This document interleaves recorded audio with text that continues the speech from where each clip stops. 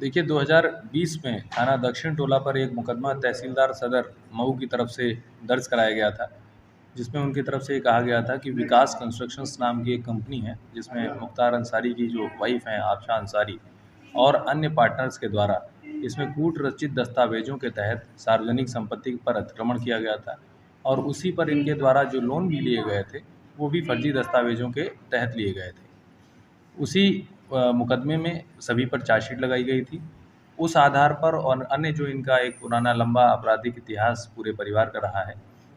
उसके अनुसार थाना दक्षिण टोला पर एफआईआर संख्या 20/22 गैंगस्टर अधिनियम उत्तर प्रदेश समाज विरोधी एवं गिरोहबंद गतिविधियां प्रतिषेध अधिनियम के तहत दर्ज किया गया था। उस क्रम में इनके जो गिरफ्तारी के प्रयास हैं वो किए जा रहे हैं। बार बार जो माननीय न्यायालय के नोटिस हैं,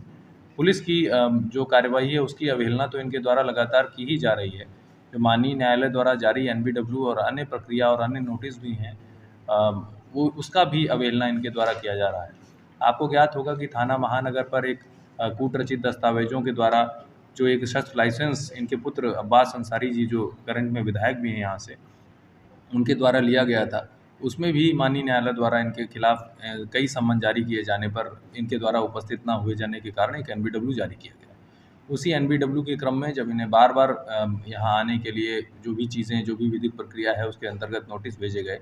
तो इनके द्वारा उसका अनुपालन नहीं किया गया है। माननीय न्यायालय द्वारा जारी एनबीडब्ल्यू की प्रक्रिया का अनुपालन न किए जाने के कारण जो भगोड़ा घोषित करने की, एब्सकॉन्डर घोषित करने की अपराधी जो होते हैं उनकी जो कार्रवाई होती है धारा 82 सीआरपीसी के तहत,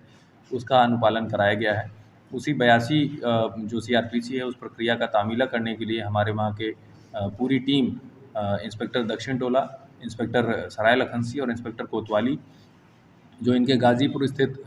4 जगह है, जो इनका पैतृक मकान है मुख्तार अंसारी का, और जो इनके ससुराल का पैतृक मकान है, जो इनके साले भी इसमें, जो मुख्तार अंसारी के जो 2 साले हैं अनवर शहजाद और आतिफ रजा, इन दोनों के खिलाफ भी इसमें एनबीडब्ल्यू था। तो इसी क्रम में इनकी 82 की कार्रवाई की गई है। अगर 82 की कार्रवाई का अनुपालन इनके द्वारा नहीं किया जाता है तो अग्रिम जो भी सख्त से सख्त विधिक कार्रवाई हो सकती है वो इनके खिलाफ अनुपालन में लाई जाएगी। और यदि 83 जारी होती है तो उसमें जो कुर्की की प्रक्रिया है वो संपूर्ण तरीके से, विधिक तरीके से कराई जाएगी। तो इससे बेहतर है कि ये लोग जो पुलिस है उसके सामने आ जाएं, अरेस्ट हो जाएं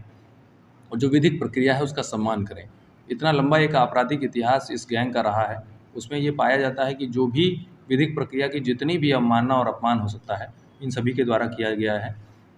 इनसे ये आपके द्वारा अपील भी है, और